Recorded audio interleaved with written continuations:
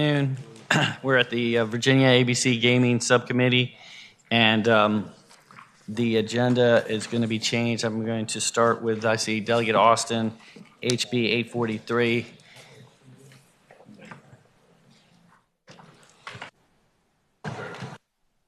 The committee.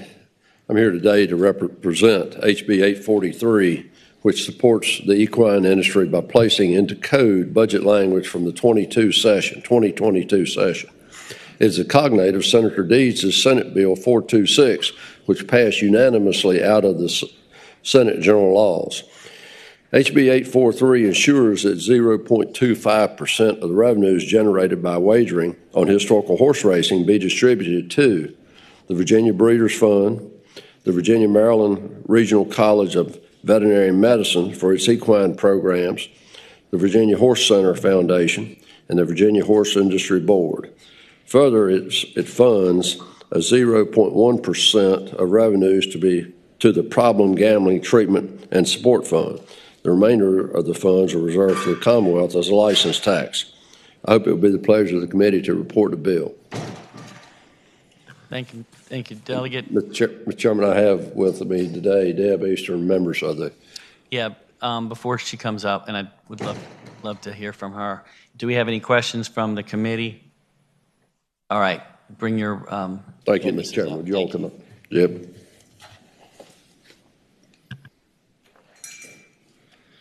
Thank you, Mr. Chairman. My name is John Hannum. I'm the Executive Director of the Virginia Equine Alliance.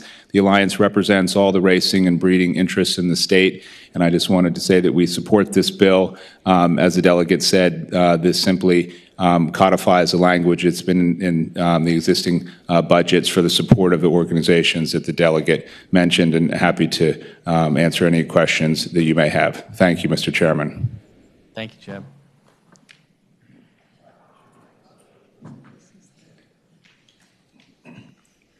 Good afternoon. Thank you, Mr. Chairman. My name is Cinda Ayers. I'm representing the Virginia Horse Center Foundation.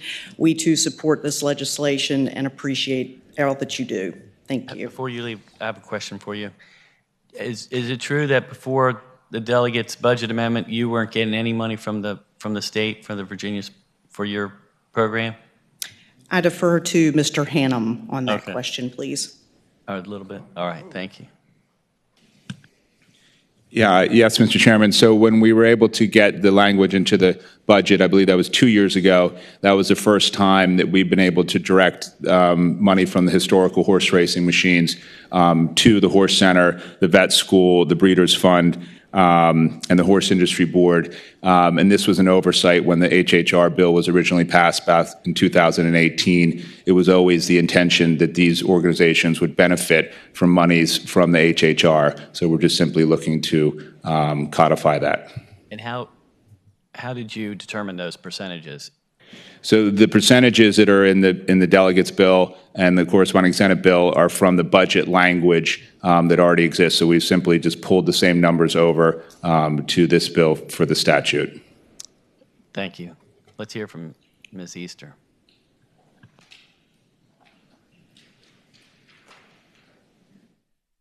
Thank you, Mr. Chairman. Debbie Easter, Executive Director of Virginia Thoroughbred Association. And we support this bill wholeheartedly. It's great for the industry. It's great for the horse industry, the HHR, the machines and the money coming from those machines. We're finally starting to see some real growth here in the state with the horse industry. Thank you. Do you think this is enough from the HHR? I feel like it's too little. Well, one of the things that we haven't expanded our machines to the, as you know, to the total amount of 5,000. We're only about halfway there. So I do think that in the next year or two, especially as Dumfries opens, we'll see some increased revenues. That's right. That's a good point, committee. This should almost double by the time all the machines are out. Thank you very much. Yes, sir. Anybody Thank you. else? Thank you. Thank you. Thank you, Debbie. Good afternoon, Mr. Chairman, members of the committee. I'm Elizabeth Hooper with Virginia Tech. We also support the bill. These resources have helped us address some cutting-edge medical care for our equine and our horses, our equine program and our horses, both at the facility in Leesburg, but also the facility in Blacksburg. Happy to answer any questions. Thank you very much. Is there anybody here to speak against the delegates' bill? Anybody online? I don't think so. Do we have any questions? Final questions? Final words? Mr. Chairman, if I may, let me say that the Horse Center was built by the Commonwealth of Virginia to be the horse industry's representation in the Commonwealth, and shortly thereafter, a few years thereafter, the Commonwealth stopped funding it. And the locality, Rockbridge County, raised their tourism tax to about 9%, and the motels embraced that to do so. But there's 650 acres of property, 734 stalls, outdoor, indoor arenas, a lot of maintenance. And it brings a lot of tourism into the Commonwealth of Virginia. And I think it's only just fair that they get an amount of the proceeds raised by the horse equine industry through the historical horse racing, as was originally intended and left out. But this will help subsidize and maintain those facilities for the Commonwealth going forward and take that responsibility off the taxpayers of Rockbridge County. Thank you, Mr. Chairman. Thank you. Mr. Speaker. Thank you. Delegate Torian. Move the report. We have a motion to report. Do I have a second? Second. We have a second. Will the clerk please open the roll?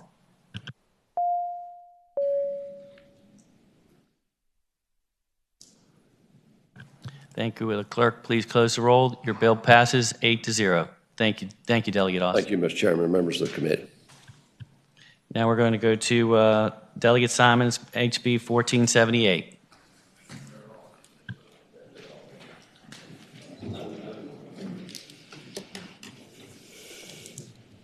Thank you, Mr. Chair.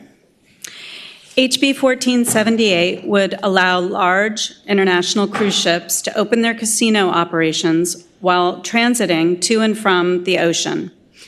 Normally, cruise ships have to travel 4 to 5 hours out to international waters before they can open their casinos.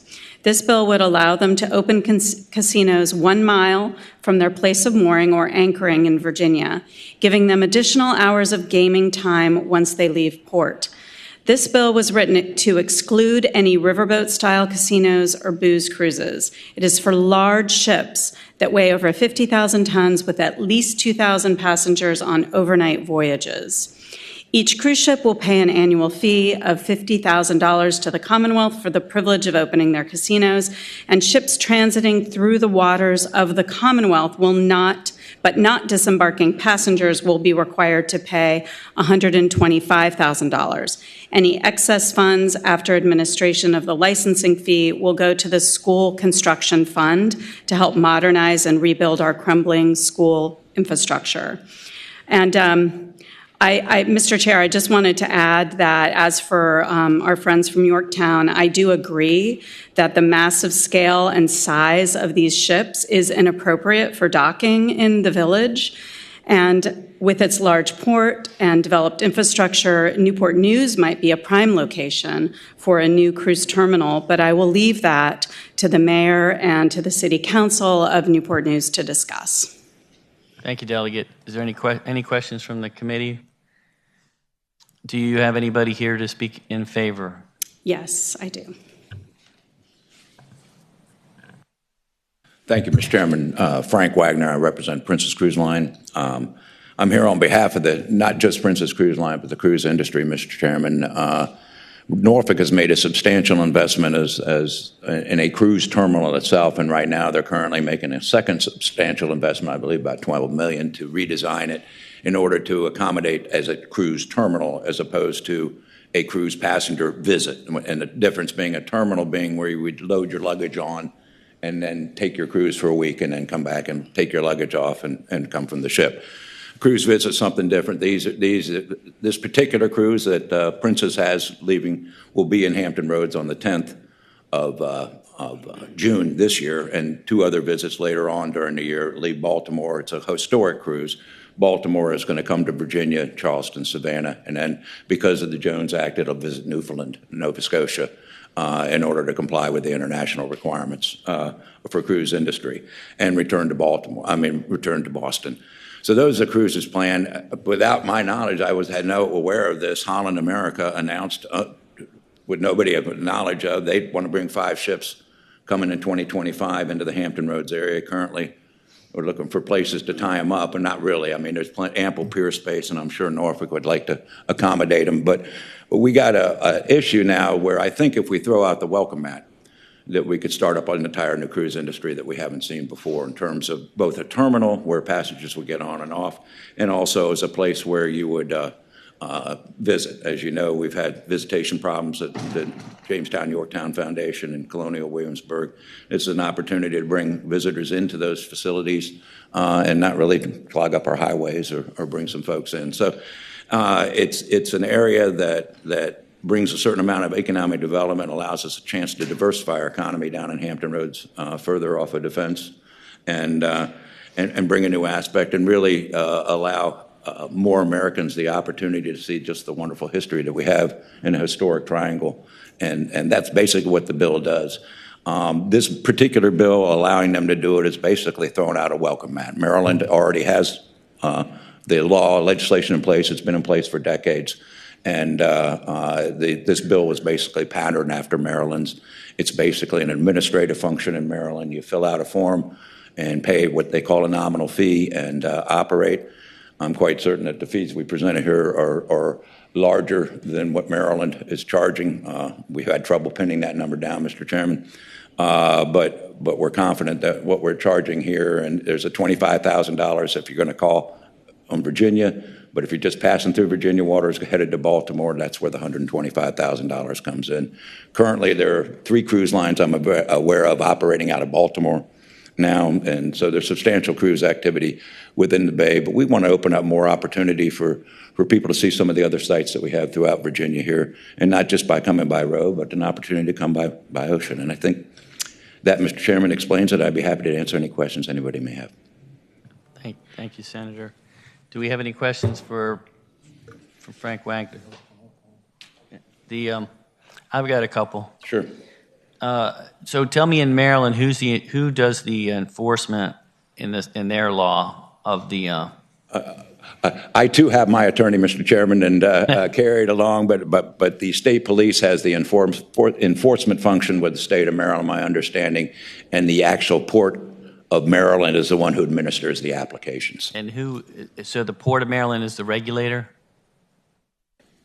Yes, Mr. Chairman, Trey Adams from McGuire Woods on behalf of Princess Cruise Lines. There's a minimal regulatory environment in Maryland. It's mostly a permit notification process. That's handled through the Port of Maryland, and any enforcement authority is given to the Maryland State Police. So and what is the age for using their casino through Maryland? I'm sorry, Mr. Chairman. How old do you have to be to get to play those games on the Princess ship or whatever ship that cruises through from Baltimore, let's say? The age is 21. Mr. Chairman, cruise lines have been operating on international waters in the absence of any regulation for years. And so the Cruise Line Industry Association has adopted rules and regulations based on the Nevada gaming statutes. And so those are the ones that are applied. Those are the ones, for example, in the... And what is the age in Nevada 21. statute? It's 21? Because I've been on cruise ships and I thought it was 18, but okay, so it's 21. So that would not change because that's the law here in Virginia. And in this bill before us, we have lottery as the agency that would be... Lottery would have a tough time, I think, regulating on the high seas, even on the rivers. How do you envision that regulatory process to work with lottery? Mr. Chairman, when we prepared this bill, given the fact that at least currently lottery is the primary gaming regulator, we placed it with them. There have been some discussions among the parties involved that another entity might be appropriate. In the Senate version, they chose to go with the lottery. We'd had some discussions with VMRC, given the fact that they're, in effect, the law enforcement officers on the waters of the Commonwealth. Where we place it is not an issue for us, and if that's the will of the committee, we'd be happy to have that shifted over. My concern is more that and I think VMRC would be a better place, but I don't think VMRC is in the business of regulating gambling. And I know that lottery would have a tough time doing it as well. I don't know if you're aware, but we haven't, in the next couple years, we're working on a transition that will create a new agency or give lottery the whole kit and caboodle, so they're in charge of, or this new agency, the Virginia Gaming Commission, I think we're referring to it as, which would look at all of gaming and be in charge of regulating all of gaming in Virginia. Because right now we have VDAX with the charitable gaming, we have the Virginia Racing Commission you just heard with the historic horse racing and the live racing. We have the lottery with the casinos and with the online sports betting, and then we've had ABC handling the skill games, and there's a bill before us with ABC doing that some more.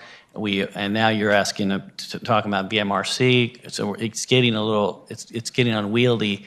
And really what we need to do, and I think I would prefer seeing you come back and talk to that subcommittee that I'm the vice chair of, and that Chairman Bryce Reeves he's the chair of that. Maybe that's some future discussion, but at this point I'm not inclined to support this, but I'll leave it to the rest of the committee to make their decision.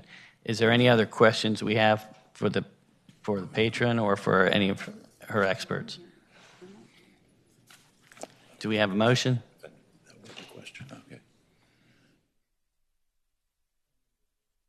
We have a motion to report. Do we have a second? Second. Okay, we have a motion to report and second. The bill's before us. All those in favor will indicate, and those against. Okay, thank you, clerk. Thank you very much. The clerk will destroy the rolls. We have folks here. That's my fault. I'm sorry. I didn't see you right in front of me. Normally that's where the delegates sit, and I'm looking over to the side. So please, everybody you each have 2 minutes to testify. These are folks who are against we're finished with the fours, right? Okay, these are against. That's my mistake. Thank you very much. Please introduce yourself. Mr. Chairman, my name is Josh Stanfield. I'm here from Yorktown.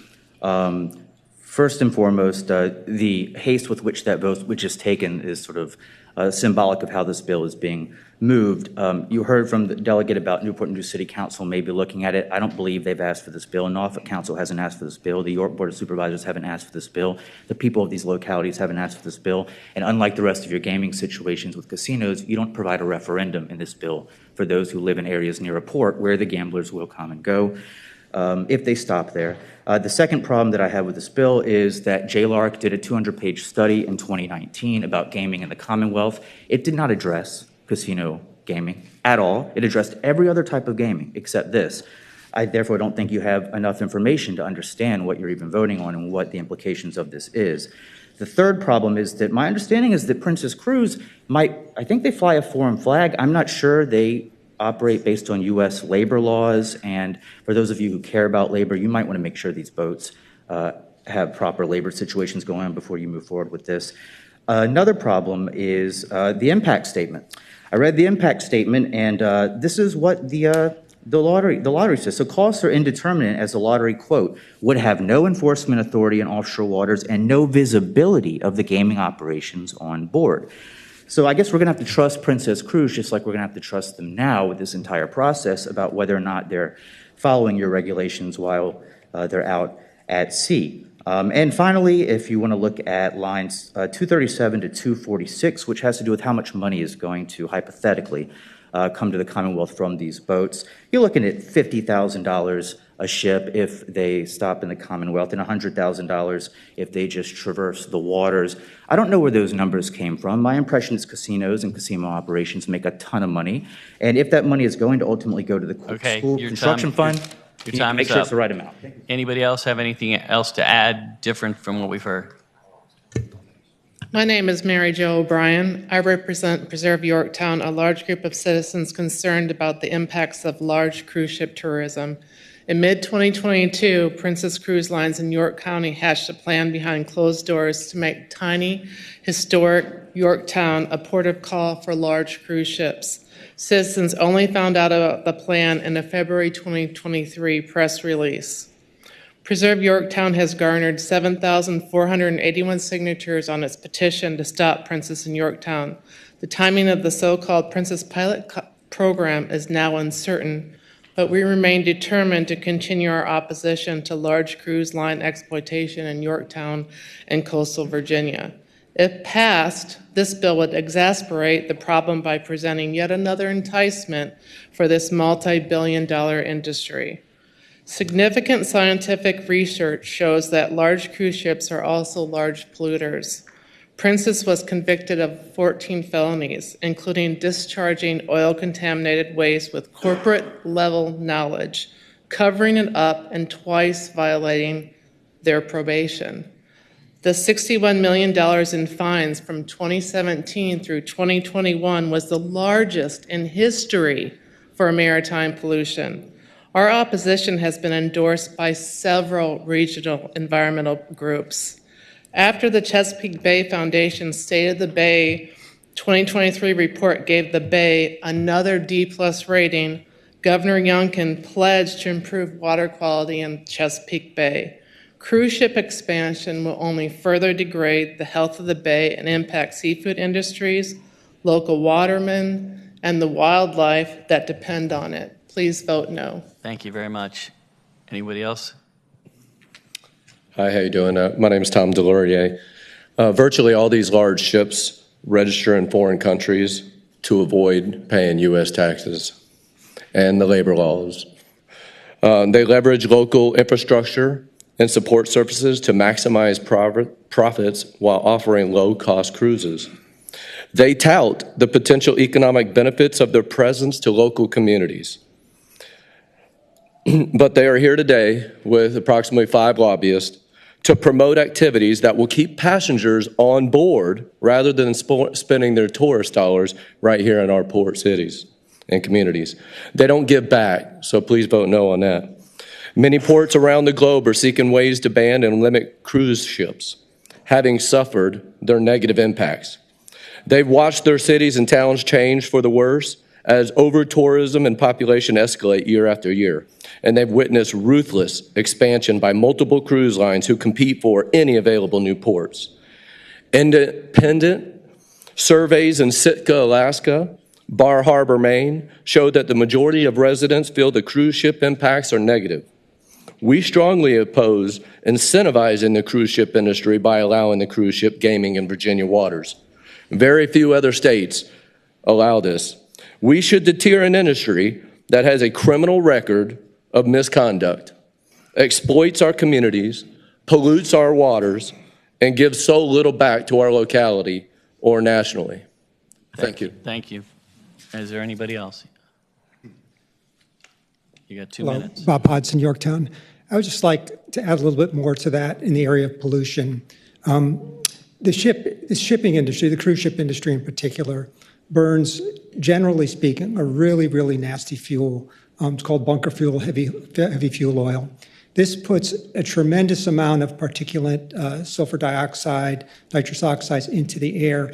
I mean, millions of times more than you would normally see in the car. They don't do this as much anymore because they've taken this fuel.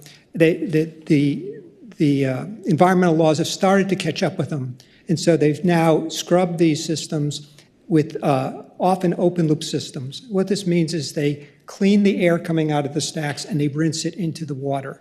And so over 120 ports worldwide had banned these ships due to open loop scrubbers and polluting their harbors directly. So that's just an example of why. And the reason they've done this, of course, is because the fuel is cheap. They could burn low sulfur fuels like many of the river boats and other ships that we do support in Yorktown. But that's not the way that this industry operates. Thank you very much. Thank you very much. Is anybody further? I will also note that with the casino games, to get the casinos, we had reenactment. There was a 2-year process as well. And I do, the point that was made earlier about a referendum is something I think would really be necessary before we go forward. But that, with the will of the committee, do you have any last words? Yeah, I guess my last words would be that this is really about tourism in Virginia and promoting are tourist attractions. I also think these ships are already traversing Virginia Commonwealth waters. They're already coming. Norfolk has already made a $12 million commitment to cruise operations. This bill, you cannot like the cruise industry, but this bill is not specifically about cruising in Yorktown. Yes, thank you very much.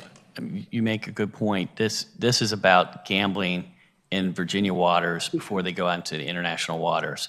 And frankly, I don't understand why it's such an important thing for the cruise industry to have that couple hours of head start on their gambling. I would think that while you're on the boat in the rivers, you'd be looking out and looking at beautiful Virginia rather than sitting in their little casino and playing the games. But that's just me. Any final questions, or do we have a motion from the? We have a valid motion. We've destroyed the roll, so the motion is motion still alive? All right, the motion's still there. It's been seconded. We'll put it up on the board. Clerk will put it up. Thank you.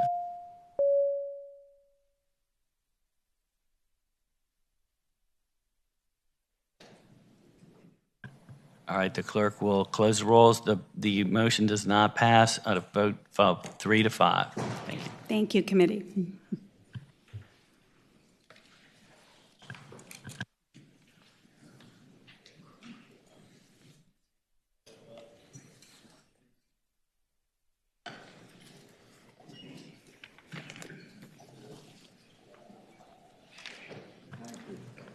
We're going to hear next up, we're going to have House Bill 523. That's my bill, so I'm going to pass the gavel over to Chairman Torian, who's going to handle this.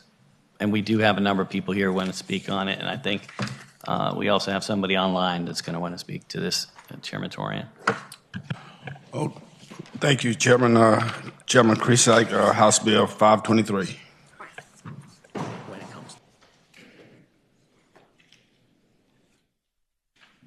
All right, thank you, Mr. Chairman. So 523 is a charitable gaming cleanup bill that we've been working on for a good 6 months. It continues the charitable gaming reform from the last few sessions that I've been working on, and then Senator Bryce Reeves has been working on. Two of us have been working on this together. And what this will do is authorizes organizations to conduct electronic gaming to utilize some of their gaming proceeds and that are their charitable gaming proceeds for maintenance and other expenses on their property, such as building repairs, reimbursing employees, rent, and even mortgage. It also adds the Marine Corps League to the list of organizations permitted to conduct charitable gaming, joining other veteran service organizations, including the Moose, the Elk, the Eagles, and all the, as we call it, the animal kingdom. It also reduces the amount. This is really important, something that we've been working on too, because, and you heard it with the earlier bill from the Virginia Racing Commission folks, that we are going to, they're putting money into problem gambling treatment and support fund, which is a bill that this body passed a couple years ago that I introduced, and this will also get the Virginia Department of Agriculture to be putting money into this too, so that everybody would be involved in this, and that would have reduced the amount, their administration fee, their audit fee, and it would go a 0.25% would go to be posited into the Virginia Problem Gaming Treatment and Support Fund. It also has a few regulations in here that make the games a little bit more desirable, but still makes that that they can have some more spinning, rotating, rolling reels and things like that. And then finally, I believe it also there's also some I'm not sure which line it is right now, but this would allow for veterans groups to be able to count. To be able to spend money, not charitable money, but the monies they raise on their holiday parties and things like that. which they were prohibited from doing, which obviously was a oversight in the earlier bills. So anyway, it's and then the final. Oh, let me say before excuse me, Mr. Chairman, I forgot to. We have a substitute. And It's been moved and second. All in favor? Thank you, Mr. Chairman. The substitute will handle the last thing, and that's the enactment clause. And it basically, the substitute gets rid of the lines at the end, and now substitutes it with an enactment clause that allows that will allow the VDACs to make those decisions rather than regarding space.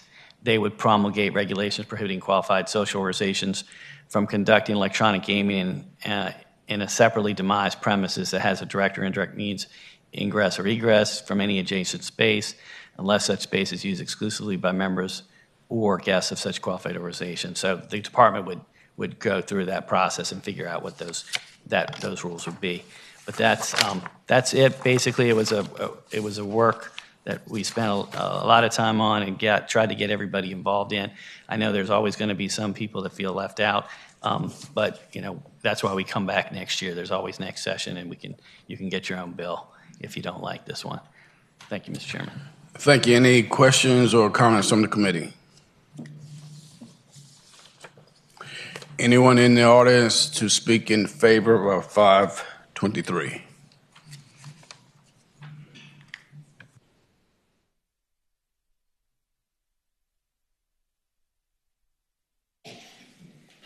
Good afternoon. My name's Faye Willard. I'm from Rockville, Virginia. I'm representing the Virginia Elks Association. I just wanted to say that we have 23 lodges in this state, in every corner of this state, and we use the charitable proceeds from all of our gaming and our electronic gaming for our local charities and our local communities. So I'm speaking on behalf of 523, and wanted to thank Delegate Krizik for presenting. Thank you. Mr. Chairman, I'm David Jones with the Virginia Moose Association. The Moose have 83 lodges in Virginia and 66,000 members in every corner of the Commonwealth. And we very much support Delegate Krizik's bill, HB 523, and thank him for all the time that he's put into it, because we know he's put a lot of time into it. So thank you very much, and we wholeheartedly support the bill. Thank you. Chris Peterson, representing Arrow International. Arrow is a manufacturer of charitable gaming devices. We also thank the chairman, Delegate Krizik, for letting us be involved in the process, and we support the bill. Mr. Chairman, Barrett Hardiman with Grover Gaming. I just want to echo and say thank you to Delegate Krizik for all the hard work, and to Ms. Benz for all the hard work she's put into this too, because there have been a lot of redrafts of this. So thank you. We support the bill.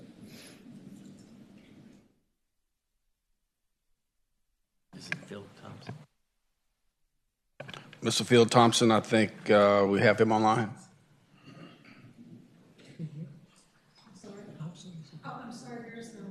There's nobody. Anyone here to speak in opposition to the bill? Mr. Chairman, Brian Pennington, representing Virginia Charitable Gaming Council, about 150 members. We oppose the enactment clause that's being proposed in the substitute bill.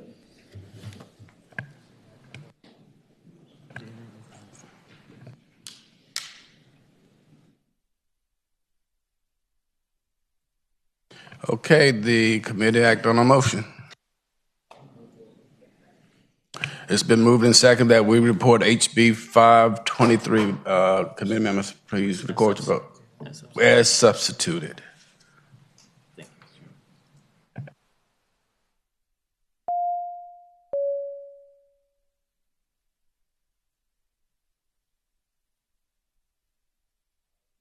The bill reports 7-1. Thank you, Mr. Chairman. Now we're going to dispense with House Bill 298, Delegate Ballard, which basically does much of the same thing. If you want to just take a word, and then we're going to incorporate this into my bill. Thank you, Delegate. Perfect. Thank you, Mr. Chairman. So what's the, do we have a motion to incorporate? That's Second. Okay, it's been moved and seconded, and I believe that is a voice vote. So all those in favor signify by saying aye. Aye. Opposed? Okay, the ayes have it. Your bill's been incorporated, and appreciate it. We'll make sure you're, I think you're already on my bill as a co-patronage. Thank If I'm not, I will be, Mr. Chairman. Yes, you bet. Thank You you. very much, Delegate. And now we've got back to, we've also got Delegate Wilt's bill, House Bill 1016. And this bill also, we just want to, I think we're going to, it's a little bit different. So, and he has, we've talked, and I believe we're just going to, if we have a motion to lay this bill on the table. Second. Do we, he's not here, is he? Okay. If he comes back, we can bring it off the table if there's a problem. But I think my staff talked to his staff, and I think we're okay. But I have not personally talked to him, so until the end of the meeting, we'll keep it alive. But right now, we have a motion laid on the table. All right, we're gonna let that bill go by temporarily. Okay, somebody who made the motion? Withdraw the motion. Okay, no, lay it on the table. We had a motion, and that has to be withdrawn. Okay, the motion's been withdrawn. So we now have a new motion to pass it by temporarily. All those in favor signify by saying aye. Aye. All right, the bill is passed by temporarily. We'll try to track him down. Thank you. All right, then we've got my bill, HB 527. I'm going to pass the gavel back over to Chairman Torian, and this is on Charitable Sports Raffle Act. Chairman Krisak.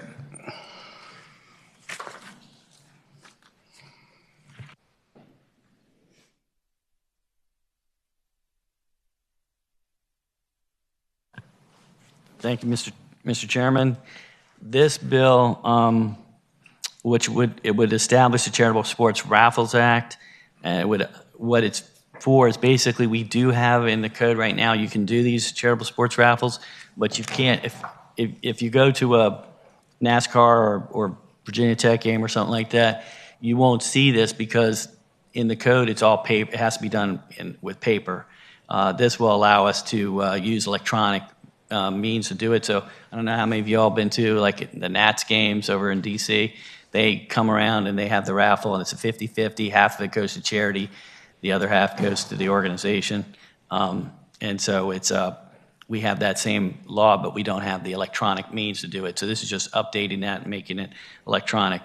And I think we have people here to speak for it. Maybe anybody here to speak for it.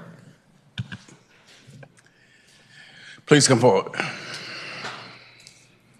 Mr. Chairman, members of the committee, Chris Lloyd from McGuire Woods Consulting, representing the Richmond Raceway and the Martinsville Speedway. Want to thank Delegate Krizik for introducing this bill, which was not at our request.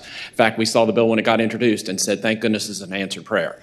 So we looked at doing this several years ago. Most of the NASCAR tracks around the country have these 50-50 raffles, and the process, when we looked at it in Virginia, was extremely burdensome, and actually the amount that would have been going to charity would have been eaten up by administrative fees. So we really appreciate the leadership he's shown with this and support the bill. The NASCAR Foundation has raised about $43 million for educational efforts and children support activities around the country, and the Richmond Raceway would have a similar effort. Thank you, Mr. Chairman. Thank you. Anyone else in the audience to speak in favor of Measure 527? Anyone in opposition? Do we have anyone online? Anyone from the committee?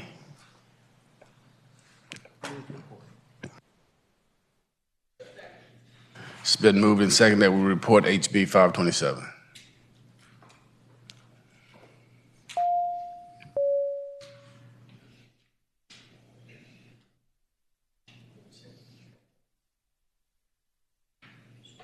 Motion passes 8-0. Thank you. Chairman Krisak. Thank you, Mr. Chairman. I'm going to bring back House Bill 1016. Delegate Wilt, I've just been in contact, we would like to move to strike the bill. I think. Second. All right, that is a recorded vote, so the clerk will open the roll.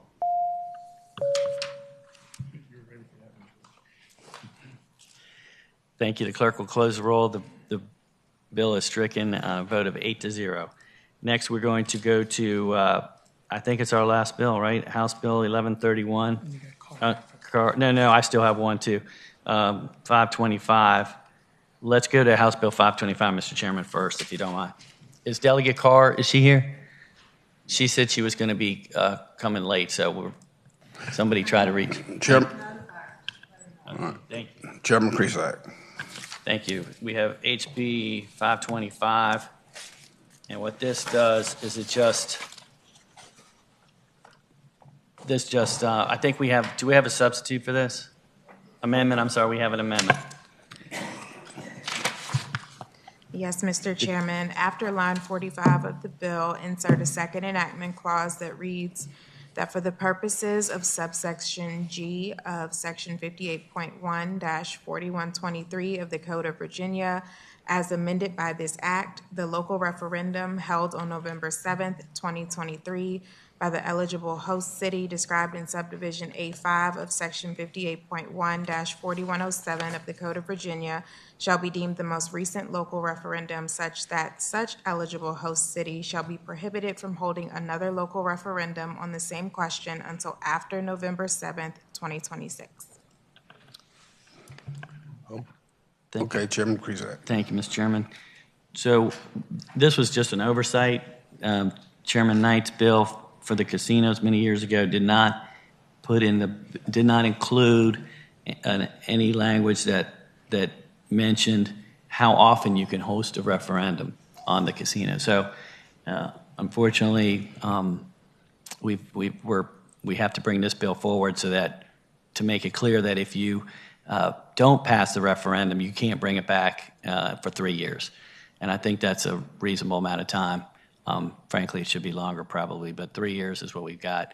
And I hope that the committee will support this. Oh, yeah. Anyone from the committee with comments or questions?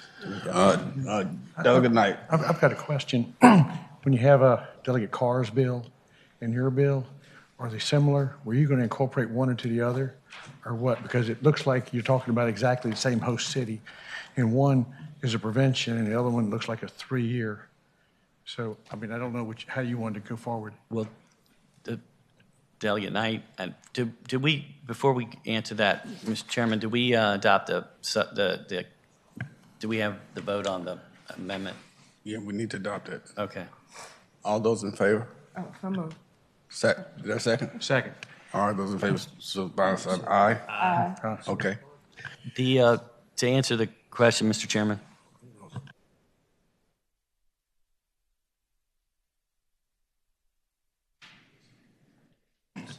Yeah, Mr. Chairman, the quick answer is that this would also go forward forevermore. Any other future casinos, if there ever are any others, they would still be under this 3-year referendum delay, if you will. They would only be able to have the referendum once every 3 years if this bill were to pass into law. The other bill that you're going to see is purely says that no more referendums can be hosted in Richmond for a future Richmond casino. So there is a difference. Thank you, Mr. Chairman. Any other comments or questions from the committee? It's been moved and seconded to report as amended HB 525. Members, please cast your vote.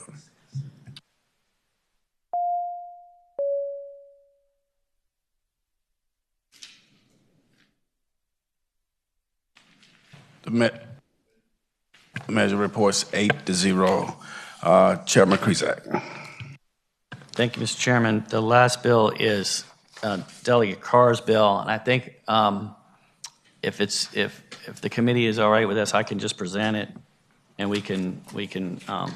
she can come to the full committee because she's obviously not able to make it right now. She's probably got to bill up another committee. This is HB 1131. Delegate Krisak. Thank you, Mr. Chairman. HB 1131 removes the city of Richmond as an eligible host city for casino gaming establishments in the Commonwealth. It's pretty straightforward, and that's what it does. Any comments or questions from the committee? Anyone from the audience wants to speak to HB 1131? Committee acts on the motion. It's been moved and seconded that we report HB 1131. Member discussion vote.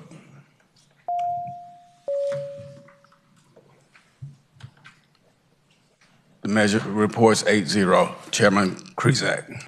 All right, if I have a motion to, I think we've finished all the bills. Do I have a motion to adjourn? All right, we adjourned.